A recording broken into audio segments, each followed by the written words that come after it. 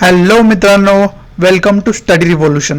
आपण the हिंदूचं rose discussion करतोय मराठीमधून आणि आजचा द हिंदू मी घेऊन आलोय. आज 27 मे 2021. आजचा आपण द हिंदू बघणार आहोत. त्याच्या अगोदर लेक्चरचं स्वरूपाचं असतं. पहिल्यांदा एडिटोरियल डिस्कशन आपण करतो, आर्टिकल्स जे असतात महत्त्वाचे न्यूजपेपरमधले, आणि त्यानंतर ज्या छोट्या मोठ्या न्यूज आहेत एक्झामच्या दृष्टीतून ज्या महत्त्वाच्या न्यूज असतील त्या आपण डिस्कस करतो. खऱ्या अर्थानं मराठी विद्यार्थ्यांना केंद्रीभूत करून मी मराठीमधून द हिंदूचं लेक्चर सुरू केलं आहे. त्यामुळे जास्तीत जास्त आपल्या मराठी विद्यार्थ्यांना शेअर करा आणि सुरू करूया आजचा द हिंदू मराठीमधून 27 मे 2021चा. So let start. आपलाच पहिलं आर्टिकल आहे रुरल डिस्ट्रेसवरती, रुरल इकॉनॉमीवरती, आणि जे मायग्रंट वर्कर आहेत त्यांना खऱ्या अर्थानं फोकस करून हे आर्टिकल बनवलेलं आहे. त्याच्यामध्ये विशेष करून फोकस मनरेगावरती दिला आहे आणि काय सर्वे सांगितलेले आहेत. मग त्याच्यामध्ये मायग्रंट वर्कर्स आणि रुरल पुअर जे आहेत, खेडेगावातून शहरामध्ये जे स्थलांतरित झाले होते रोजगारासाठी, त्यांना आता पुन्हा खेडेगावाकडे जावं लागते. त्यांना त्यामध्ये काय काय प्रॉब्लेम येत आहेत हे सुद्धा आपण नोटीस करायला पाहिजे, असं या आर्टिकलमधून सांगण्यात आलेलं आहे. त्याचबरोबर मायग्रंट वर्कर जे स्थलांतरित झालेले वर्कर आहे त्याच्यामध्ये रुरल बऱ्यापैकी रुरलच असतात. ते शहराकडे कामाच्या शोधामध्ये, रोजगाराच्या शोधामध्ये येतात. आणि क्रायसिस फॉर फूड, मग त्यांचा अन्नासाठी खऱ्या अर्थानं संघर्ष काय चालू आहे या कालावधीमध्ये, याचा उल्लेख याच्यामध्ये या आर्टिकलमध्ये खऱ्या अर्थाने या गोष्टींवरती फोकस केलेला आहे. त्याचबरोबर इथं एक आकडेवारी दिलेली आहे. Centre for equity and right to food campaign यांनी मिळून एक आकडेवारी पब्लिश केली होती.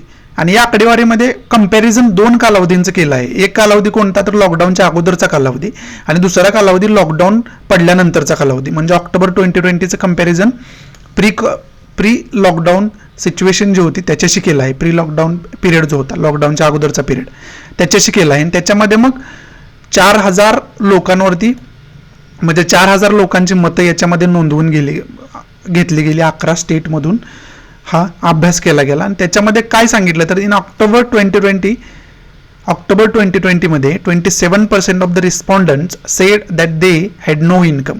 27% त्याच्यापैकी लोकांनी सांगितलं की ऑक्टोबर 2020 मध्ये त्यांनी हे सांगितलं की आम्हाला कोणत्याही प्रकारचा इन्कम नाही आहे, म्हणजे विशेष करून आम्ही बेरोजगार आहोत, इन्कम लेस आहोत, असं 27% लोकांनी सांगितलं. त्याचबरोबर 40% respondents said that the nutritional equality of a food had become much worse. म्हणजे सकस आहार त्यांना मिळवण्यासाठी किंवा इवन एक टायमाचं जेवण मिळवण्यासाठी सुद्धा त्यांना संघर्ष करावा लागतो, असं 40% लोकांनी सांगितलं. आणि त्याचबरोबर 46% of the respondents said they had to skip 1 meal at least once in the day in October 2020. त्याच्यापैकी 46% लोकांनी हे सांगितलं आहे की आम्हाला एक टाईमचं जेवण स्किप करावं लागतं, एक टाईमचं जेवण वगळावं लागतं, कारण ते आम्ही अफोर्ड करू शकत नाही अशा कालावधीमध्ये. बरोबर आहे.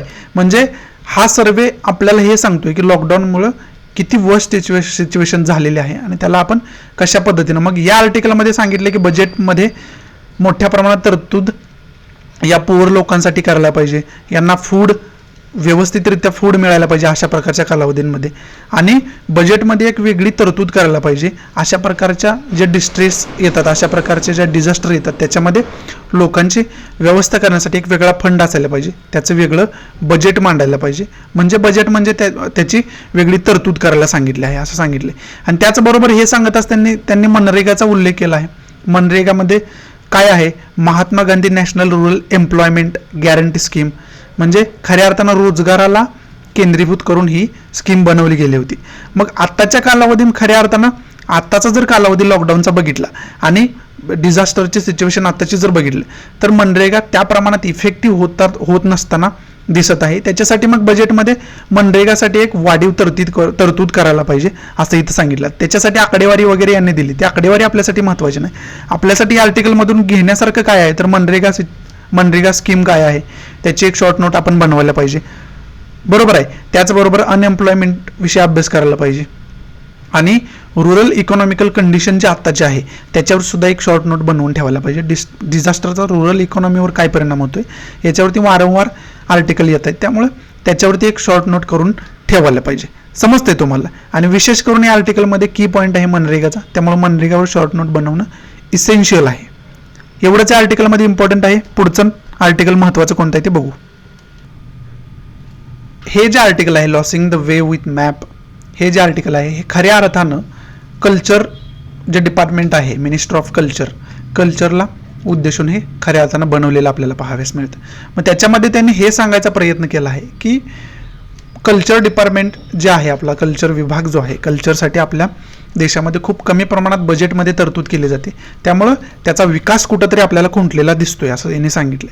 शब्दशः यांनी जे आकडेवारी सांगितले त्याचा जर विचार करायचा झाला तर इथं सांगितलं त्यांनी तर 21-22साठी 2021 ते 2022 या वर्षाच्या कालावधीमध्ये कल्चरल डिपार्टमेंटसाठी minister of culture is just त्यांनी 2,688 करोड रुपये फक्त त्याच्यासाठी अलोकेट केले आहेत. आणि त्याच्यामधले जर 4 करोड जे आहेत ते इनडायरेक्टली वगैरे फॉर्ममधून येतात असं सांगितले. परंतु हे आकडेवारी महत्त्वाची का आहे तर याच्याशी रिलेटेड यांनी जर वर्स्ट कंपॅरिझन करायचं झालं तर त्यांनी काय सांगितलंय, 1 रफाल जेट कॉस्ट ₹1,670. जर एक रफाल जेट जर घ्यायचं म्हटलं तुम्हाला तर त्याची कॉस्ट आहे 1,670. समजते, म्हणजे एक जेट घेण्यासाठी एवढा खर्च येतो 1,670 कोटी रुपये. तर तुम्ही पूर्ण कल्चरल मिनिस्ट्रीनं त्या पूर्ण कल्चरल डेव्हलपमेंटसाठी फक्त 2,688 करोड रुपये अलोकेट केलेलं आपल्याला पाहायला मिळतात. म्हणजे जवळजवळ 2 जर राफेल घेतले, आपण 2 जर घेतले तर त्या 2 राफेल एवढी किंमत आपण, एवढीच फक्त किंमत आपण कल्चरल जो सेक्टर आहे आपलं त्याच्यासाठी अलोकेट करतोय. म्हणजे कुठं ना कुठं त्याचा विकास खुंटतोय, कारण त्याच्यासाठी अवेलेबल फंड मोठ्या प्रमाणात केला जात नाही. गव्हर्नमेंट त्याच्यासाठी मोठ्या प्रमाणात फंडची तरतूद बजेटमध्ये करताना दिसत नाही. कल्चरल मिनिस्ट्री जी आहे त्याच्यामध्ये जास्तीत जास्त फंड आणण्याचा प्रयत्न करत नाही असं कुठंतरी याच्यामध्ये दिसतंय. त्याचबरोबर जर म्युझियमचा विचार केला, वेगवेगळ्या संग्रहालयांचा विचार केला तर त्याच्यावरती मोठ्या प्रमाणात खर्च केल्याशिवाय, त्याच्यासाठी मोठ्या प्रमाणात फंड अलोकेट केल्याशिवाय त्यांचा विकास होणार नाही असं कुठंतरी या आर्टिकलमध्ये आपल्याला सांगितलेलं पाहाव्यास मिळतं. आणि त्याचबरोबर जर इतर कंट्रींचा विचार केला, चायना असेल, सिंगापूर असेल, ऑस्ट्रेलिया असेल, UK असेल, यांच्यामध्ये जेवढ्या प्रमाणात फंड अलोकेट केला जातो त्याच्या खूप कमी प्रमाणात आपल्याला फंड अलोकेट केलेला इथं पाहाव्यास मिळतो असं इथं सांगण्यात आलेलं आहे. बरोबर आहे. त्याचबरोबर हे आर्टिकल खऱ्या अर्थानं GS फर्स्टसाठी आपल्याला महत्त्वाचं आहे कल्चरलच्या उद्देशातून. आणि दुसरं की पॉईंट याच्यातून हे आलेले आहेत की स्वच्छ भारतचा उल्लेख याच्यामध्ये आलेला आहे. त्याचबरोबर नमामि गंगे स्कीम काय आहे याचा उल्लेख आलेला आहे. त्यामुळे स्वच्छ भारत स्कीम, नमामि गंगे स्कीम जे आहे हे तुम्ही बघून ठेवायला पाहिजे. बरोबर आहे. आणि कल्चर हे मिनिस्टर ऑफ कल्चरच्या अंडर येते, हे ऑब्वियस आहे. समजतंय. म्हणजे एकंदरीत हे आर्टिकल कल्चरल डिपार्टमेंट जे आपलं आहे, कल्चरल विभाग जो आपला आहे, कल्चरल सेक्टर जे आहे त्याच्या डेव्हलपमेंटच्या दृष्टीतून गव्हर्नमेंट कुठंतरी त्या कल्चरल खऱ्या अर्थानं दुर्लक्ष करताना दिसते. बजेटमध्ये त्याच्यासाठी एक भक्कम असा फंड अलोकेट करत नाही किंवा त्याची तरतूद करत नाही असं दिसतंय. एवढंच हे या आर्टिकलमध्ये सांगण्याचा प्रयत्न केला आहे. समजते. पुढचं आर्टिकल बघू कोणचं महत्त्वाचं आहे. पुढचं आर्टिकल जे आहे ते GSTवर विशेष करून आलं आहे. आता ऑक्सिजन कॉन्सन्ट्रेटरवरती GST लागतोय, त्याच्यामुळं बऱ्याचपैकी मेडिसिन जे आहेत कोविड-19साठी उपयोगी पडणार त्याच्यावर सुद्धा GST मोठ्या प्रमाणात आहे. मग आत्ताच ही मागणी केली गेली होती की GST त्याच्यावरता ड्रॉप केला जावा, कारण ती जीवनावश्यक गरज आहे. आणि जीवनावश्यक गरज आहे म्हणजे फंडामेंटल राईट आहे लोकांचा की जीवन जगण्याचा. समजते. त्यामुळे आर्टिकल 21 जे फंडामेंटल आहे लाईफ अँड लिबर्टी ते न्यूजमध्ये मोठ्या प्रमाणात असलेलं आपल्याला पाहावयास मिळतं. त्याच्याच धर्तीवरती स्टेट आणि सेंटरवरती कुठंतरी स्टेटचा सेंटरवरचा ट्रस्ट जो आहे तो कुठंतरी कमी झालेला पाहाव्यास मिळतो असं या आर्टिकलमध्ये सांगण्याचा प्रयत्न केला. बरोबर आहे. म्हणजे GST काउन्सिलने जे डिस्ट्रीब्युशन आहे, रेव्हेन्यू जो गोळा केला जातो स्टेटकडून, आणि नंतर मग डिस्ट्रीब्युशन GSTचं जे पर्सेंटेज स्लॅब्स आहेत, वेगवेगळ्या पर्सेंटेजमध्ये स्लॅब केले गेलेले आहेत, ते कुठंतरी इथं आर्टिकलमध्ये हे पण नोटीस केलं गेलं आहे की GST भरण्यासाठी खूप गुंतागुंतीची पद्धत झाली आहे. कारण GSTमध्ये वेगवेगळ्या प्रोडक्टवरती वेगवेगळे टॅक्सचे स्लॅब बनवले आहेत. मग 28% आहे, 12% आहे. समजते. मग त्याच्यामुळे लोकांना GST भरत असताना खूप कन्फ्युजन लोकांमध्ये मोठ्या प्रमाणात पाहावेस मिळते, हे सुद्धा नोटीस केले. त्याचबरोबर कोऑपरेटिव्ह फेडरलिझमचा उल्लेख इथं आलाय या आर्टिकलमध्ये. कोऑपरेटिव्ह फेडरलिझम म्हणजे सहकारात्मक जे संघराज्य असतं त्या पद्धतीचा इथं उल्लेख आलेला आहे. मग हा उल्लेख बघितल्यानंतर तुम्ही लक्ष्मीकांतमध्ये किंवा पॉलिटीमध्ये आपल्याला फेडरलिझम हा टॉपिक चांगल्या पद्धतीनं करणं गरजेचं आहे. समजते तुम्हाला. या आणि दुसरी गोष्ट काय, जीएसटी काउन्सिल त्याची रचना कशी आहे, बरोबर आहे, त्याला हेड कोण करतं, त्याची स्थापना कधी केली गेली, हे सर्व आपण बघून ठेवणं गरजेचं आहे. म्हणजे या आर्टिकलमध्ये हेच सांगायचा प्रयत्न केला आहे की जीएसटीचे स्लॅब्स, आता जीएसटीचा जर तुम्ही माहिती बघितली तर त्याच्यावरती स्लॅब्स 28%, 12% काय आहे, आणखी काय स्लॅब्स आहेत, किती पर्सेंट कोणत्या सेक्टरवरती किती पर्सेंट टॅक्स आकारला जातो, हे सर्व तुम्हाला समजेलच, बरोबर आहे. ते आपण या आर्टिकलमधून शिकण्यासारखं आहे. त्याचबरोबर फेडरलिझम हा टॉपिक परफेक्ट करून ठेवणं गरजेचं आहे. त्याच्यावरती एक वेगळी शॉर्ट नोट करून ठेवणं गरजेचं आहे. कारण अशा प्रकारच्या डिझास्टरमध्ये सेंटर आणि स्टेटमध्ये मोठ्या प्रमाणात शीतयुद्ध खऱ्या अर्थानं आपल्याला पाहाव्यास मिळतं. समजते, मतभेद मोठ्या प्रमाणात पाहाव्यास मिळतात. समजते. आणि सेंट्रलमध्ये आणि स्टेट गव्हर्नमेंट आणि सेंट्रल गव्हर्नमेंटमध्ये कुठंतरी कन्फ्युजन असलेलं पाहाव्यास मिळते, कुठंतरी ट्रस्ट कमी होत असलेला आपल्याला पाहाव्यास मिळते. आणि तेच या आर्टिकलमध्ये मुख्य नोटीस करण्याचा प्रयत्न केला गेला आहे. समजते. एवढंच या आर्टिकलमध्ये महत्त्वाचं आहे. म्हणजे आर्टिकलमधून आपल्याला फेडरलिझम एक बघायचं आहे, त्याचबरोबर कोऑपरेटिव्ह फेडरलिझम. आता फेडरलिझम बघत असताना कोऑपरेटिव्ह फेडरलिझमची कन्सेप्ट काय आहे, ते कोणत्या देशाकडून आपण हे तत्व घेतलं हे आपण बघून ठेवायला पाहिजे. त्याचबरोबर जीएसटीची रचना काय आहे, जीएसटी स्लॅब्स कोणकोणते आहेत ते सर्व आपण बघून ठेवायला पाहिजे. समजते. पुढचं आर्टिकल बघू आपण कोणतं महत्त्वाचं आहे. पुढचं आर्टिकल आहे ते खऱ्या अर्थानं लक्षद्वीपला सेंटर करून बनवलेलं लिहिलं गेलेलं आर्टिकल, आणि त्याच्यावरती व्यक्तिगत मोठ्या प्रमाणात टिप्पणी प्रफुल्ल के पटेल यांच्यावर केलेली आहे. त्यामुळं या आर्टिकलचं आपल्याला महत्त्व एवढंच आहे की लक्षद्वीपचं लोकेशन काय आहे, लक्षद्वीप विषयी माहिती, तिथं किती बेटा आहेत वगैरे याची तुम्ही सर्व माहिती करून घ्यायला पाहिजे इंटरनेटवरून. त्याचबरोबर लक्षद्वीप डेव्हलपमेंट अथॉरिटी रेग्युलेशन 2021 हे जे रेग्युलेशन आहे त्याच्याविषयी थोड्या बहुत प्रमाणात आपण माहिती काढून वेगळी ठेवायला पाहिजे, त्याच्यावरती वेगळी शॉर्ट नोट बनवायला पाहिजे, बरोबर आहे. आणि त्यानंतर कॉस्ट गार्ड ॲक्ट जो आहे याचा सुद्धा उल्लेख या आर्टिकलमध्ये आलेला आहे. त्यामुळं त्याच्याविषयी सुद्धा आपल्याला माहिती असणं अत्यंत आवश्यक होऊन जातं. एवढंच आर्टिकलमध्ये महत्त्वाचं आहे. बाकी पॉलिटिकल स्टेटमेंट्स याच्यामध्ये मोठ्या प्रमाणात केले गेले, त्यामुळे ते आपल्यासाठी एवढं महत्त्वाचं नाही. पुढचं आर्टिकल बघू आपण. पुढचं आर्टिकल पुन्हा वॅक्सिनशी रिलेटेड आहे. वॅक्सिन देत असताना प्रायोरिटी कोणाला असावी ह्याचं हे आर्टिकल आहे. मग वेगवेगळ्या स्टेट जे आहेत, केरळ असेल किंवा कर्नाटक असेल, यांनी त्यांची प्रायोरिटी बेसिस लिस्ट जी आहे ती तयार केलेली आहे. मग त्याच्यामध्ये कॅटेगरी वेगवेगळ्या आहेत. डिसेबल पर्सनसाठी काय प्रायोरिटी असेल, महिलांसाठी काय प्रायोरिटी असेल, लहान मुलांसाठी काय प्रायोरिटी असेल, अशा प्रकारचे प्रायोरिटीज त्यांनी तयार केलेले आहेत. त्याचबरोबर कन्स्ट्रक्शन वर्कर असतील त्यांच्यासाठी काय प्रायोरिटी असेल, त्याचबरोबर टीचर्स असतील त्यांच्यासाठी काय प्रायोरिटी आहे, बरोबर आहे. ह्या प्रायोरिटी फिक्स केलेल्या आहेत. आणि या प्रायोरिटी या आर्टिकलमध्ये असं सांगितलं की या प्रायोरिटी प्रत्येक स्टेटनं फिक्स करायला पाहिजे, आणि सेंट्रल गव्हर्नमेंटनं जर फिक्स केलं तर ते खूप चांगली गोष्ट आहे. जर आपल्याला वॅक्सिन देणं हे सोपं करायचं असेल तर आपण प्रायोरिटाईज करायला पाहिजे. कुणाला फर्स्ट प्रायोरिटी आहे, कुणाला सेकंड प्रायोरिटी आहे, कुणाला थर्ड प्रायोरिटी, अशा प्रायोरिटी करायला पाहिजे आणि त्या प्रायोरिटीनुसार वॅक्सिनचं वितरण करायला पाहिजे. एवढंच या आर्टिकलमध्ये सांगितलं गेलं आहे. समजते तुम्हाला. एवढंच या आर्टिकलमध्ये महत्त्वाचं आहे. पुढचं आर्टिकल बघू आपण कोणतं आहे ते.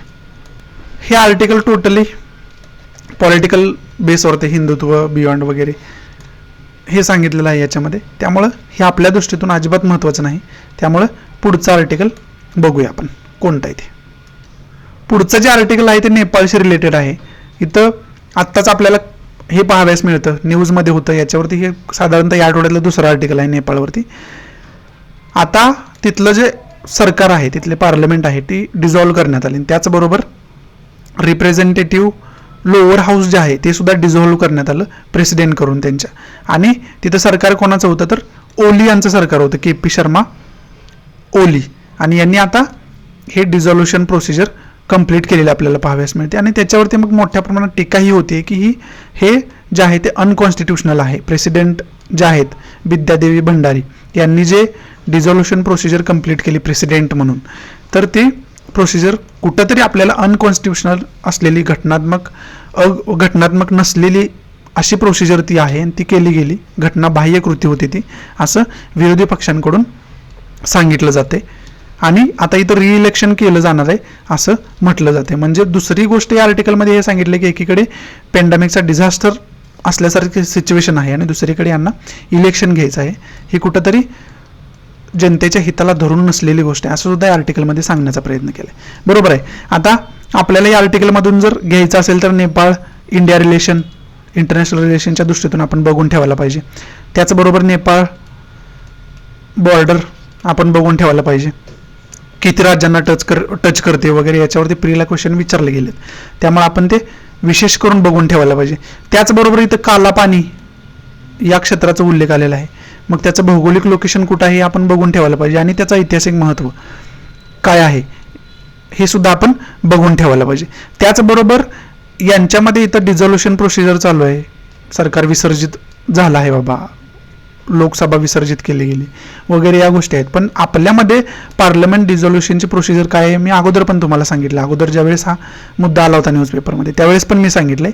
जर तुम्ही ते शॉर्ट नोट बनवली नसेल तर पार्लमेंट डिझॉल्युशन प्रोसिजर आपली काय आहे, भारतीय राज्यघटनेमध्ये कशा प्रकारची तरतूद त्याच्यामध्ये आहे, त्याच्यामध्ये प्रेसिडेंटचा रूल काय असतो, त्याच्यामध्ये लोकप्रतिनिधींचा रूल जे खासदार असतात किंवा प्राईम मिनिस्टर असतात यांचा रोल कशा प्रकारचा असतो, ही प्रोसिजर तुम्ही बघून ठेवायला पाहिजे. समजतं. या आर्टिकलमधून आपल्याला घेण्यासारखं एवढंच आहे. त्यामुळं पुढचं आर्टिकल आपण बघू कोणतं आहे ते. आता लक्षद्वीपचे आपण आत्ताच न्यूज बघितले, त्याच्यामध्ये एक महत्त्वाची गोष्ट काय होती तर इतर नवीन रेग्युलेशन्स केले गेलेत आणि त्याच्यावर मोठ्या प्रमाणात टीका केली जाते. मग ते रेग्युलेशन्स काय आहेत, for acquisition and development of land for planning. मोठ्या प्रमाणात सरकारकडून लँड ॲक्विजिशन केलं जाईल डेव्हलपमेंटच्या उद्देशाखाली, याच्यावरती मोठ्या प्रमाणात टीका केली जाते. त्याचबरोबर तिथं सांगितले 94.8% of whom are scheduled tribes. Scheduled tribes अनुसूचित जमाती ज्या आहेत त्याच्यात त्यांचा वाटा त्या लोकसंख्येत 94.8% एवढा आहे असं इथं सांगितलंय. त्यानंतर पुढं सांगितलंय 64.8% of the population consume beef. म्हणजे इथं सांगितलं होतं, इथं एक नवीन रूल आणला गेला लक्षद्वीपच्या ॲडमिनिस्ट्रेटर कडून, KP पटेल जे आहेत त्यांच्यावरती व्यक्तिगत टीका मागच्या आर्टिकलमध्ये केली गेली होती, त्याच्यासाठीच केली गेली होती. त्यामुळे आपण व्यक्तिगत जास्त क्रिटिसिझम, त्यामुळे ते एवढं डिटेलमध्ये मी सांगितलं नाही, पण इथं त्याची बातमी व्यवस्थितरित्या आकडेवारीनुसार जे आपल्याला पाहिजे तेवढंच दिलं आहे ते तुम्हाला मी व्यवस्थित सांगतो. 64% म्हणजे 64.8% जे लोक आहेत ते बीफ कन्झ्युम करतात. बीफ म्हणजे गाईचं मांस असतं बीफ. मग त्याच्यावरती त्यांनी जे पॅनलाइज केले गेले जे बीफ प्रोडक्ट आहेत, गाईच्या मांसापासून बनणारे प्रोडक्ट जे आहेत त्याची विक्री, खरेदी किंवा ते प्रोडक्ट आहेत ते कुठंतरी त्याच्यावर बॅन आणण्याचा प्रयत्न या रेग्युलेशननुसार केला गेला. त्याला पेनल्टी जाहीर करण्यात आली, म्हणजे शिक्षा जाहीर करण्यात आली त्याच्या विरोधात. मग त्याच्यावरतीच कुठंतरी क्रिटिसिझम करणारं ही आकडेवारी आपल्याला पाहाव्यास मिळते. मग त्याच्यामध्ये काय सांगितलंय, शेअर ऑफ ट्रायबल पॉप्युलेशन जे आहे, जर तुम्ही प्लॅनिंगच्या नावाखाली यांचं पुनर्वसन करण्याच्या नावाखाली जर तिथलं लँड ॲक्विजिशन करत असणार आहे तर तिथं याने सांगितलं की 94.8% ट्रायबल पॉप्युलेशन आहे. म्हणजे त्यांच्यावरती तुम्ही कुठंतरी अन्याय करताय असं यांना म्हणायचं. त्याचबरोबर land under forest and trees cover, 97% land he forest आणि ट्रीज कव्हरच्या अंडर येते. मग डेव्हलपमेंटच्या नावाखाली तुम्ही हे तोडणार आहात का, अशा पद्धतीचा प्रश्न इथं उपस्थित होतो. त्याचबरोबर शेअर ऑफ मुस्लिम्स, इथं मुस्लिम 96 over 96.5% of the population is Muslim, the highest in India. म्हणजे 96% जास्त लोक लक्षद्वीपमध्ये मुस्लिम असलेले आपल्याला पाहाव्यास मिळतात असं इथं सांगण्याचा प्रयत्न केला गेला आहे. त्याचबरोबर 65% ऑफ इनहॅबिटंट्स कन्झ्युम बीफ, 65% लोक बीफ कन्झ्युम करतात, इथं मांस खातात गाईचं असं इथं सांगितलं, हायेस्ट इन इंडिया. त्याचबरोबर पुढं सांगितलंय reported murders per 1 lakh population. इथं सांगितले 0 murder were recorded in 2017. 2017 0 murder record केले गेले इथं. त्याचबरोबर पुढे सांगितले only about 7% of men consume alcohol, the lowest in India. फक्त 7% जे पुरुष आहेत ते फक्त इथं अल्कोहोल कन्झ्युम करतात, मद्यपान करतात असं इथं सांगितलंय. त्यानंतर BPL पॉप्युलेशन सांगितलं about 3% lives below the national poverty line, the second lowest in India. म्हणजे सगळ्यात कमी BPL फॅमिलीज इथं पाहाव्यास मिळतात. समजते. म्हणजे या आकडेवारीतून एकंदरीत आपल्या लक्षात येते की यांच्या कुठंतरी जे यांचं रुटीन आहे जगण्याचं त्याच्या विरोधात कुठंतरी कायदे बनवले जात आहेत असं इथं सांगण्याचा प्रयत्न केला गेला आहे. समजते तुम्हाला. पुढचं काय महत्त्वाचं आहे ते आपण बघू. पुढची महत्त्वाची न्यूज पहिली आहे सायक्लोन यस विषयी. आता यस खूप न्यूजमध्ये आता राहणार आहे इथून पुढं पण, याच्या अगोदर पण न्यूजमध्ये, त्याच्यामुळं याचं ओरिजिन वगैरे मी तुम्हाला ऑलरेडी अगोदरच्या 2 लेक्चरमध्ये मी सांगितले मॅपच्या दृष्टीतून, त्यामुळे हे तुम्हाला चांगल्या पद्धतीनं माहिती असेल जर ते लेक्चर तुम्ही बघितलं असेल तर. त्याचबरोबर इथं सांगितले 4 killed in Odisha, 1 in Bengal, many areas अनअनडेटेड असं इथं सांगितलं आहे. 4 जणांचा मृत्यू ओडिसामध्ये पाहायला मिळाला, एकाचा बेंगालमध्ये पाहायला मिळाला असं इथं सांगितलं आहे. त्यामुळे ही न्यूज दिलेली आहे. याच्या दृष्टीतून आपण यस हे चक्रीवादळ किंवा सायक्लोन हा जॉग्राफीचा जो टॉपिक आहे तो आपण परफेक्ट करून ठेवायला पाहिजे, कारण तौक्ती वादळ पण आता न्यूजमध्ये होतं. त्याचबरोबर यस आले. त्याच्या अगोदरची जी काय वादळ आले ती वारंवार वर्षानुवर्ष अशा प्रकारचे एखादं वादळ येताना आपल्याला पाहाव्यास मिळतं. त्यामुळे सायक्लोन हा टॉपिक आपण परफेक्ट करणं गरजेचं आहे असं मला वाटतं. दुसरी न्यूज आपल्याला आहे व्हॉट्सअप्स रिलेटेड. व्हॉट्सअपला गव्हर्नमेंटने काय नोटीस आता पाठवलेली, त्यानंतर 7 दिवसात त्याचं उत्तर द्यायला सांगितलं होतं. ट्विटरशी संबंधित काय वाद चालू होता सेंट्रल गव्हर्नमेंटचा आणि ट्विटरचा, त्याचंसुद्धा आपण बघितलं. फेसबुक व्हॉट्सअप एकच आहे, त्यामुळे फेसबुक आणि व्हॉट्सअपशी रिलेटेड न्यूज त्या दोघांना धरूनच असायला पाहिजे. आणि आत्ता काय केलं व्हॉट्सअपनं, जे नवीन इन्फॉर्मेशन टेक्नॉलॉजी रूल गव्हर्नमेंटचा आहे त्याच्या विरोधात PIL दाखल केली हायकोर्टामध्ये.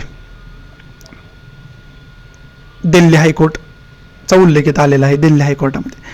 आणि त्यांनी हे सांगितलं आहे की आता या रेग्युलेशनमध्ये हे सांगितलं आहे की फर्स्ट इन्फॉर्मेशन, आता समजा मी एखादा व्हॉट्सअपवरती मेसेज टाकतोय, म्हणजे हा मेसेज मी टाकला आहे हे कळण्यासाठी गव्हर्नमेंटनं सांगितलंय ही इन्फॉर्मेशन पहिल्यांदा कोणी टाकली ते आयडेंटिफिकेशन होण्यासाठी तुम्ही तशा प्रकारची अपडेट आणायला पाहिजे, ते कळायलाच पाहिजे. समजते. आणि जर ते कळत नसेल तर तो कायद्यानं गुन्हा होईल. कशाच्या अंतर्गत? इन्फॉर्मेशन टेक्नॉलॉजी रूल्सच्या अंतर्गत असं याने सांगितलं. परंतु व्हॉट्सअपनं त्याच्या अगेन्स्ट व्हॉट्सअपनं PIL दाखल केले आणि त्याच्या अंतर्गत त्यांनी काय सांगितलं, KS पुट्टास्वामी केस आर्टिकल 21 मध्ये प्रायव्हसीला यांनी ग्राह्य धरलं होतं. या केसच्या अंतर्गत निकाल दिला होता KS पुट्टास्वामी केसच्या अंतर्गत.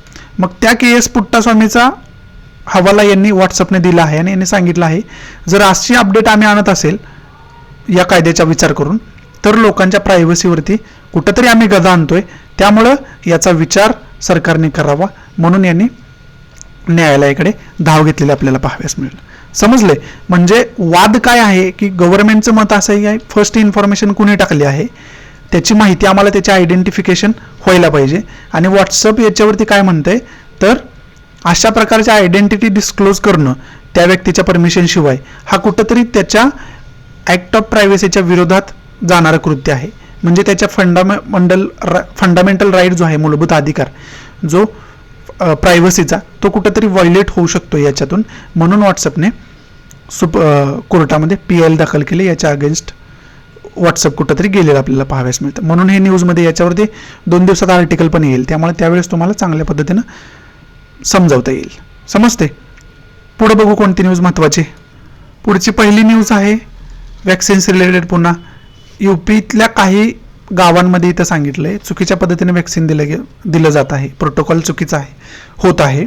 म्हणजे इथं सांगितलंय 20% गिवन रॉंग सेकंड डोस, म्हणजे त्यांना पहिला डोस मिळाला नाही तरी त्यांना सेकंड डोस दिला गेला किंवा चुकीच्या पद्धतीनं सेकंड डोस दिला गेला आहे, त्या कालावधीची पूर्तता झाली नसताना सुद्धा. म्हणजे ही न्यूज कशासाठी तर प्रोटोकॉल आहे एक, पहिला डोस झाल्यानंतर ठराविक कालावधीनंतर दुसरा डोस घेतला जावा.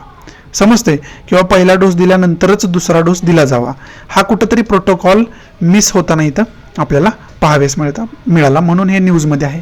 दुसरी गोष्ट जे उदय कोटक आहे यांनी आत्ताच CIA chief highlights risk of not spending, CII chief आहेत हे, त्यांनी आता सांगितले जे बिझनेस सेक्टर आहे त्यांना गव्हर्नमेंटनं मोठ्या प्रमाणात मदत करायला पाहिजे, त्यांना गव्हर्नमेंटमध्ये कडून सपोर्ट मिळायला पाहिजे.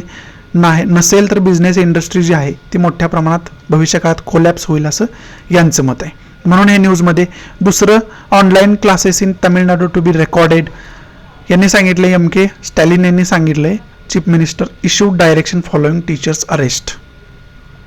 MK स्टॅलिन जे आहेत त्यांनी सांगितले की online classes conducted in Tamil Nadu will henceforth have to be recorded by the respective school management and reviewed periodically. म्हणजे त्यांनी सांगितले की तुम्ही क्लासेस जे आहेत ते रेकॉर्ड करून रेकॉर्ड करून ठेवायचे आणि त्याच्यानंतर पिरियडिकली जसे स्टुडंटला गरज आहे अशा पद्धतीनं ते व्हिडिओज वगैरे असतील किंवा ते रेकॉर्डेड जे काय आहे ते तुम्ही रिलीज करायला पाहिजे. अशा प्रकारचे डायरेक्शन्स तमिळनाडूमध्ये दिले गेलेले पाहाव्यास मिळाले. पुढची न्यूज बघू कोणती महत्त्वाची. पुढची न्यूज आहे गंगा रिव्हर्स रिलेटेड. त्याच्यामध्ये मोठ्या प्रमाणात बॉडीज पाहायला मिळाल्या, त्या वाळूमध्येच पुरल्या गेल्या होत्या, परंतु आता त्या बॉडी काढून त्याचं दहन करण्यात आलेलं आपल्याला पाहाव्यास मिळालं. कारण त्याच्यामध्ये बऱ्यापैकी बॉडी हा कोरोना ग्रसित असण्याची शक्यता होती. त्याच्यामुळे आत्ताच तिथल्या DMने अशा प्रकारचं ऑर्डर तिथल्या कर्मचाऱ्यांना दिल्या गेल्या आणि त्यांच्यानुसार इथं आपल्याला दिसतंय पिक्चरमध्ये की त्या जाळण्यात आल्या, म्हणजे त्याची दहन करण्यात आली. पुढं रिपोर्ट आहे कोविड-19चा. कोविड-19 पॉझिटिव्हिटी रिपोर्ट दिला गेला. इथं सिक्कीम 31% आहे, मेघालय, मणिपूर, नागालँड, मिझोराम, अरुणाचल प्रदेश, त्रिपुरा, आसाम अशा प्रकारच्या राज्यांचा डेटा दिलेला आपल्याला पाहाव्यास मिळतो. पुढं सांगितले Stalin urges centre to revoke farm laws. म्हणजे फार्मर्स प्रोटेस्टिंग फॉर 6 months, 6 महिन्यापासून फार्मर्स प्रोटेस्ट करतायत. त्याच्यामध्ये काहीतरी सुधारणा होईल असं चीफ मिनिस्टर MK स्टॅलिन यांना वाटत आहे. म्हणून हे न्यूजमध्ये आहे. आता फार्मर्स आज भरपूर न्यूजमध्ये आहेत, त्यामुळे तुम्ही काय करून ठेवायला पाहिजे तर फार्म बिल जे नवीन आलं आहे त्याच्यामध्ये काय तरतुदी केल्या गेल्या आहेत त्या तुम्ही त्याच्यावरती नोट बनवायला पाहिजे. त्याचे रिव्हिजन वारंवार होणं गरजेचं आहे आणि ते कळल्यानंतरच तुम्हाला कळेल की शेतकऱ्यांमध्ये आणि गव्हर्नमेंटमध्ये कोणत्या कारणांवरून संघर्ष सुरू आहे. समजते. पुढची न्यूज बघू महत्त्वाची कोणती आहे ते. या पुढच्या 2 न्यूजसुद्धा फार्मरशी रिलेटेडच आहेत. या विशेषरित्या न्यूज आपल्याला महत्त्वाच्या काय आहे तर फार्म बिल. याच्यातून आपण एक्झामसाठी काय घ्यायचं आहे तर फार्म बिल बघून ठेवायचं आहे. फार्म बिलमध्ये काय तरतुदी केल्या गेल्या आहेत, मग याच्यामध्ये ज्या तरतुदी केल्या होत्या आणि अगोदरच्या ज्या तरतुदी होत्या फार्म बिल याच्या अगोदरच्या त्याच्यामध्ये काय तफावत होती, मग इम्प्रूव्हमेंट करून याच्यामध्ये काय नवीन नियम ॲड केले गेलेत, नवीन रूल्स कोणकोणते आलेले आहेत, त्याच्या तरतुदी कशा आहेत आणि मग यांच्यामध्ये शेतकऱ्यांचा कोणत्या तरतुदींना विरोध आहे हे सुद्धा आपण बघून ठेवायला पाहिजे. या दोन्ही न्यूज फार्मशी रिलेटेड असलेलं आपल्याला पाहाव्यास मिळतं. पुढची न्यूज आहे लक्षद्वीपशी रिलेटेड. आता तुम्हाला मी आकडेवारीनुसार समजावून सांगितलं होतं तिथं कोणते नवीन रूल आणले गेलेत आणि या न्यूजमध्ये केरळा स्टेटचे जे गव्हर्नर आहेत त्यांना इंटरव्हीन करण्याची मागणी केलेली आपल्याला पाहाव्यास मिळतं. आणि इथं एवढंच सांगितलं आहे की अशा प्रकारचे जे रेग्युलेशन्स आणि लॉ आणताय ते विदाऊट कन्सल्टेशन कोणाचा तरी तज्ज्ञ व्यक्तीचा सल्ला घेतल्याशिवाय, त्याच्यावरती डिबेट चर्चा झाल्याशिवाय, सर्वांचा विचार घेतल्याशिवाय त्याचं इम्प्लिमेंटेशन केलं जाऊ नये, त्याची अंमलबजावणी केली जाऊ नये. याच्यामुळं हे न्यूजमध्ये आहे. मी याच्याविषयी तुम्हाला आत्ताच सांगितलं आहे सगळं, त्याच्यामुळे तुम्हाला लक्षद्वीपचं माहिती. फक्त ही न्यूज कशासाठी तर केरळ गव्हर्नरला त्याच्यामध्ये इंटरव्ह्यू करण्यासाठी मागणी केली जाते त्याच्यासाठी. दुसरी गोष्ट आहे नॅशनल ग्रीन ट्रायब्युनल. जो मेकेडाटू जो एरिया आहे त्याच्यामध्ये नॅशनल ग्रीन ट्रायब्युनल जे आहे जॉईंट कमिटी अपॉइंट केली जाते आणि इथं मोठ्या प्रमाणात इलिगल कन्स्ट्रक्शन असल्याची माहिती यांना मिळालेली आपल्याला पाहाव्यास मिळते. याच्यामध्ये इलिगल कन्स्ट्रक्शन होते आणि त्यामुळं याची इन्व्हेस्टिगेशन करण्यासाठी जॉईंट कमिटीची स्थापना केली गेली आणि त्यांना 5 जुलैच्या अगोदर त्याच्यावरती रिपोर्ट द्यायला सांगितलं आहे. त्याच्याबरोबर कावेरी रिव्हरवरती जो डॅम कर्नाटक गव्हर्नमेंटनं प्रपोज केला आहे तो सुद्धा न्यूजमध्ये आहे. त्यामुळं कावेरी रिव्हर, त्याचा उगम, त्याच्या ट्रिब्युटरीज कोणकोणत्या आहेत हे सुद्धा आपण बघून ठेवायला पाहिजे. त्याचबरोबर मेकेडाटू जो एरिया आहे तो सुद्धा आपण बघून ठेवायला पाहिजे. त्याचं भौगोलिक लोकेशन आणि इन्व्हायरमेंटल इम्पॉर्टन्स त्याचं काय आहे हे आपण बघून ठेवायला पाहिजे. पुढची न्यूज बघू कोणती महत्त्वाची. पुढची पहिली न्यूज आपल्याला पाहाव्यास मिळते ती won't allow dam across the Kaveri river. म्हणजे आत्ताच बघितलं आपण कर्नाटकानं प्रपोज केलं आहे की कावेरी रिव्हरवरती डॅम बांधण्यासाठी, परंतु तमिळनाडू म्हणते की ते अलाउ केलं जाणार नाही. हा जुना वाद आहे तमिळनाडू कर्नाटकचा, तो सुद्धा आपण बघायला पाहिजे, त्याच्यासाठी कोणतं ट्रायब्युनल नेमलं गेलं होतं, कोणकोणत्या साली, ते सुद्धा आपण बघून ठेवायला पाहिजे. बरोबर आहे. आणि कावेरी विषयी त्याचा उगम, त्या ट्रिब्युटरीज वगैरे बघून ठेवायला पाहिजे हे सांगितले. सुबोध कुमार जयस्वाल जे आहे ते नवीन CBI चीफ झालेले आहेत, त्यामुळं ही न्यूज महत्त्वाची ठरते. त्याच्याबरोबर CBIची रचना, स्थापना हे सगळं बघून ठेवायला पाहिजे. आणि नवीन चीफ आहेत सुबोध कुमार जयस्वाल. पुढची न्यूज आहे वेतारम फ्रीडम फायटर पास अवे. ही न्यूज आहे HS दुर्रस्वामी यांच्या विषयी आहे. ते कर्नाटकचे होते, त्यांचा आताच देहांत झालेला आपण पाहिला. त्यांचा जन्म 10 एप्रिल 1918 रोजी झाला होता आणि ते क्विट इंडिया मुवमेंटमध्ये सहभागी होते आणि त्याच्यामध्ये त्यांना तुरुंगवाससुद्धा झालेला होता. त्याच्यामुळं हे व्यक्तिमत्व आपल्याला महत्त्वाचं असलेलं पाहाव्यास मिळतं. त्याचबरोबर हे गांधीयन होते, गांधींना फॉलो करणारे होते. आणि पोस्ट इंडिपेंडन्स म्हणजे स्वातंत्र्य मिळाल्यानंतर त्यांनी काँग्रेस पार्टीपासून ते डिसअटॅच झाले आणि त्यांनी फक्त सोशल मुवमेंट जे आहेत त्याच्यासाठी आपलं आयुष्य व्यतीत केलेलं आपल्याला पाहाव्यास मिळतं. त्याचबरोबर ते जर्नलिस्टसुद्धा होते.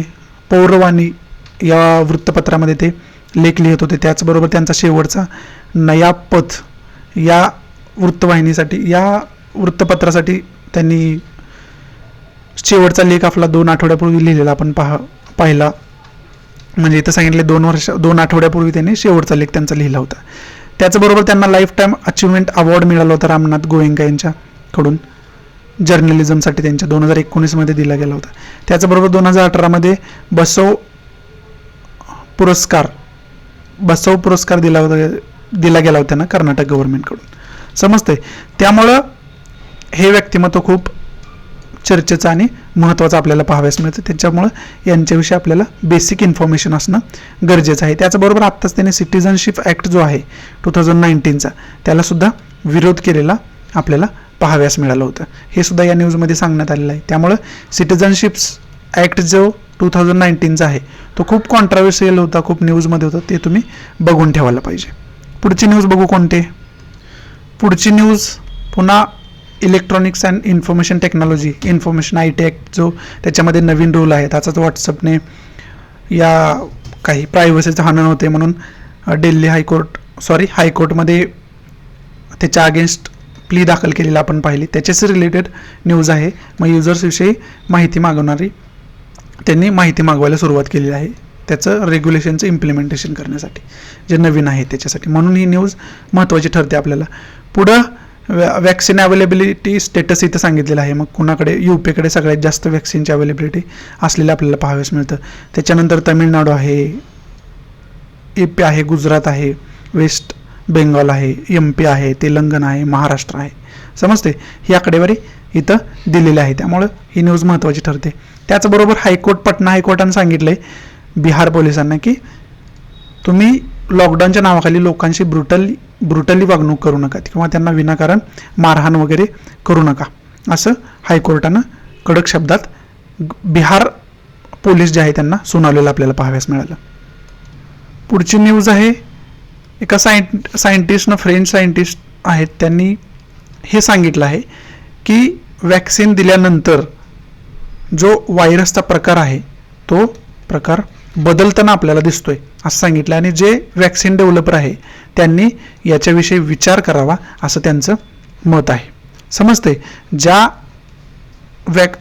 व्हायरसला फाईट करण्यासाठी अँटीबॉडीज आपण देतोय त्याच्यामुळं लोकांच्या जी इम्युनिटी सिस्टम आहे त्याच्यामध्ये खऱ्या अर्थानं बदल होतोय आणि त्याच्यामुळं कुठंतरी जो व्हायरस आहे तो वेगळं रूप धारण करतोय का, वेगळ्या प्रकारे बॉडीवरती परिणाम करतोय का, किंवा त्या वॅक्सिनचं, त्या अँटीबॉडीचं आणि व्हायरसचं वेगळं काहीतरी निर्माण होतंय का, वेगळ्या प्रकारचा व्हायरस निर्माण होतोय का आणि त्याच्यावरती मग वेगळ्या प्रकारे आपल्या बॉडीवरती इफेक्ट होतोय का, अशा प्रकारचा अंदाज इथं व्यक्त केलेला आपल्याला पाहाव्यास मिळतो. समजते.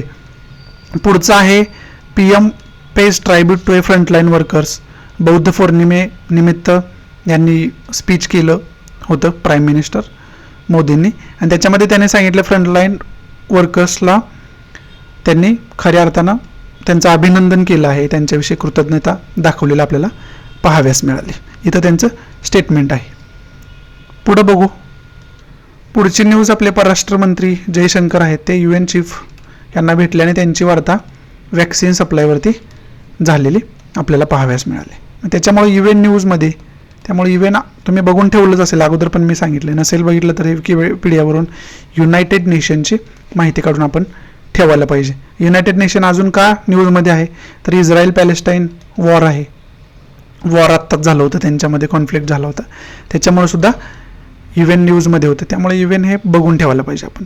त्याचबरोबर दुसरी न्यूज आहे IMS रिलेटेड.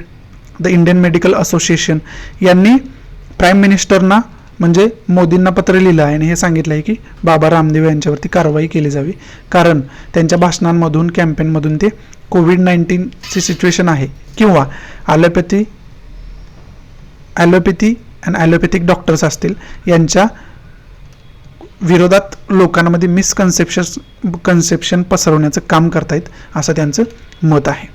समजते. त्यामुळे हे न्यूजमध्ये पुढची न्यूज बघू कोणती महत्त्वाची आहे.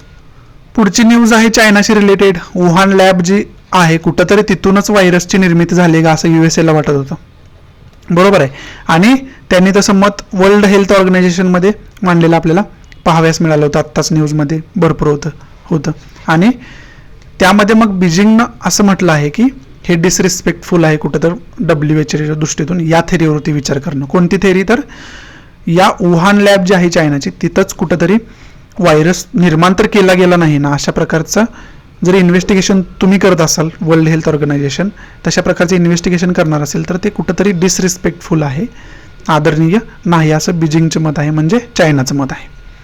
पुढं आहे बेलारूसची रिलेटेड न्यूज आहे. कालच आपण न्यूजमध्ये बघितलं होतं, काल आणि परवाच्या हिंदूमध्ये, की फोर्सफुल्ली प्लेन लँड केलं गेलं आणि तिथून एका जर्नलिस्टला अरेस्ट केलं गेलं, कारण त्याच्यावरती डाऊट होता की बॉम्ब ब्लास्टसारख्या ॲक्टिव्हिटी तो करू शकतो म्हणून, बरोबर आहे.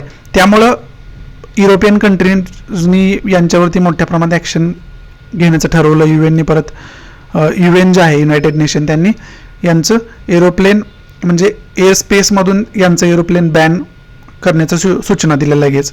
मग त्याच्यावरती एक्सप्लेनेशन यांच्या बेलारूसच्या प्राईम मिनिस्टरनं असं दिलं आहे की मी जी ॲक्शन केली आहे ती माझ्या देशवासियांच्या सुरक्षेसाठी केली आहे, त्यामुळे ती कोणत्याही प्रकारे इल्लीगल नाही, लीगल आहे असं यांचं मत असलेलं आपल्याला पाहाव्यास मिळालं. याच्या दृष्टीतून तुम्ही काय करायला पाहिजे तर बेलारूसचं जॉग्राफिकल लोकेशन, बाउंड्रीज हे सर्व बघून ठेवायला पाहिजे आणि भारतापासून त्याचं लोकेशन कुठं आहे हे बघून ठेवायला पाहिजे. पुढची न्यूज बघू कोणते. चायनाचे जे कॉन्सुल जनरल आहेत त्यांनी हे सांगितलं आहे की क्वाड ग्रुप जो आहे तो चायनाला टार्गेट करत आहे असं यांचं मत आहे. त्यामुळे ही महत्त्वाची न्यूज आहे. महत्त्वाचं याच्यामध्ये क्वाडचा उल्लेख आलेला आहे, त्यामुळं क्वाडचा आपण अभ्यास करणं महत्त्वाचं आहे, त्याची शॉर्ट नोट बनवणं महत्त्वाचं आहे. इथं क्वाडचा उल्लेख आला आहे आणि त्याच्यामध्ये कंट्रीजचं काय सांगितलं, he also hit out the India, United state, Japan, Australia grouping, त्याला आपण क्वाड म्हणतो. मग ती क्वाडविषयीची माहिती आपण काढून ठेवायला पाहिजे, त्याच्यावरती शॉर्ट नोट महत्त्वाची करून ठेवायला पाहिजे. एवढंच या न्यूजमध्ये घेण्यासारखं आपल्याला आहे. त्याच्यानंतर more scrutiny of Israel rights record sort, म्हणजे यांनी UNकडे मागणी केली आहे member state of the organisation of Islamic cooperation, जे इस्लामिक कॉपरेशन आहे याच्याविषयी तुम्ही शॉर्ट नोट बनवून ठेवायला पाहिजे. आणि याचे जे मेंबर स्टेट आहेत, मेंबर कंट्रीज आहेत, त्यांनी UNकडे ही मागणी केली आहे की तुम्ही एक वेगळी कमिटी नेमा आणि त्या कमिटीचं काम काय असेल तर इस्रायल असेल, गाझा असेल किंवा वेस्ट बँक असेल, इथं जे ह्युमन राईटचं व्हायलेशन होते त्याच्यावरती स्टडी करेल आणि त्याची आकडेवारी वारंवार ते जाहीर करेल आणि त्याच्यावरती कुठं ना कुठं लोकांवरती जो अन्याय होतोय तो कमी होण्यास, त्यांचे ह्युमन राईटचं व्हायलेशन होते तो कमी होण्यास मदत होईल असं यांचं मत आहे. पुढे सांगितले लॉस एंजलिस जे मेयर आहेत ते पुढचे US ॲम्बॅसेडर भारतामध्ये येतील असं मत इथं सांगितलेलं आहे. त्यामुळे ही न्यूज महत्त्वाची आहे. पुढं ब्लिंकन जे आहेत ते इस्रायल पॅलेस्टाईन दौऱ्यावर होते, आपल्याला माहिती आहे, ते आता इजिप्तकडे प्रस्थान त्यांनी केलेलं आहे आणि कुठंतरी शांतता परमनंट पीस कसा येईल याच्या दृष्टीतून त्यांचे प्रयत्न सुरू असलेले आपल्याला पाहाव्यास मिळते. समजते. पुढची न्यूज बघू कोणती महत्त्वाची आहे. इथं न्यूज आहे अफगाणिस्तानशी रिलेटेड, विशेष करून तालिबानचा उल्लेख येत आला. इथं US आपली ट्रूस वापस घ्यायचं बघते, यांच्यामध्ये कशी शांतता निर्माण होईल आणि तालिबान आणि अफगाण गव्हर्नमेंट जे आहे ते मिळून त्यांचे सरकार कसं स्थापन लवकर करेल आणि आम्ही कधी ट्रूप घेतोय असं थोडक्यात यांना झालेलं आपल्याला पाहाव्यास मिळते. त्यामध्ये तालिबाननी जे नेबर्स कंट्रीज आहेत अफगाणिस्तान त्यांना हे सांगितलं आहे की US जे बेस तुमच्या कंट्रीजमध्ये भविष्यात निर्माण होण्याची शक्यता आहे ते तुम्ही निर्माण होऊ देऊ नका, असं यांनी तालिबानने नेबर्सना म्हणजे शेजारील देशांना सांगण्यात आलेलं आहे. त्याचबरोबर ढाकाविषयी न्यूज आहे. त्यांनी सांगितलंय की भारताबरोबर जे करन्सी स्वॅप आहे ते $1.1 बिलियन पेंडिंग आहे. त्यामुळं मोदींना सांगितलं आहे की ते तेवढं कंप्लीट करून घ्यावं. करन्सी स्वॅप म्हणजे त्यांच्या करन्सीच्या बदल्यात आपली करन्सी देणे, आपल्या करन्सीच्या बदल्यात त्यांची करन्सी घेणे, त्याला आपण करन्सी स्वॅप म्हणतो. म्हणून हे न्यूजमध्ये आहे. इकॉनॉमिकल बेसिसरित्या करन्सी स्वॅपचा अभ्यास आपण करून ठेवायला पाहिजे. समजतंय. पुढची न्यूज बघू कोणती महत्त्वाची. पुढची न्यूज नाही, ही शेवटची न्यूज होती आपली. आशा आहे की तुम्हाला मी चांगल्या पद्धतीनं द हिंदू समजावून सांगितलं असेल. तुम्हाला बऱ्याच प्रमाणात गोष्टी समजल्या असतील. द हिंदूमधून नेमकं पॉईंट आपल्याला काय घ्यायचे आहेत हे तुम्हाला मी चांगल्या पद्धतीनं सांगायचा प्रयत्न केला. इथं मी तुमचं रजा घेतो त्याच्या अगोदर तुम्हाला सगळ्यांना रिक्वेस्ट आहे, प्लीज आपल्या सर्व मराठी विद्यार्थ्यांना हे लेक्चर शेअर करा. जास्तीत जास्त विद्यार्थ्यांपर्यंत हे लेक्चर पोहोचलं पाहिजे अशी माझी आशा आहे. त्यामुळं जर मी तुम्हाला कॅपेबल वाटत असेल, माझं लेक्चर तुम्हाला आवडत असेल, जर तुम्हाला समजत असेल व्यवस्थितरित्या मराठीमधून, तर जास्तीत जास्त विद्यार्थ्यांना शेअर करा. आवडत असेल तर लाईक करा, नसेल तर डिसलाईक करा. आणि डिसलाईक का केला आहे मला कमेंट बॉक्समध्ये नक्की सांगा, जेणेकरून मी त्याच्यामध्ये इम्प्रूव्हमेंट करू शकेन. आणि तुमच्या काही डिमांड्स याच्याविषयी असतील, तुम्हाला वाटते की ह्या गोष्टी इम्प्रूव्हाइज करायला पाहिजे किंवा एखादी गोष्ट समजावून सांगण्यात मी सक्षम नाही असं तुम्हाला वाटते, तर ते तुम्ही मला कमेंट बॉक्समध्ये प्लीज कळवा, जेणेकरून त्याच्यामध्ये मी तुमच्यानुसार इम्प्रूव्हायझेशन करू शकेन. सो आशा आहे की तुम्हाला चांगल्या पद्धतीनं समजलं असेल. मी तर तुमची आज रजा घेतो. उद्या आपण उद्याच्या पेपरमध्ये भेटू, उद्याच्या न्यूजपेपरचं डिस्कशनमध्ये भेटू. तोपर्यंत मी तुमची रजा घेतो. Thanks for watching. Good bye. Take care. जय हिंद.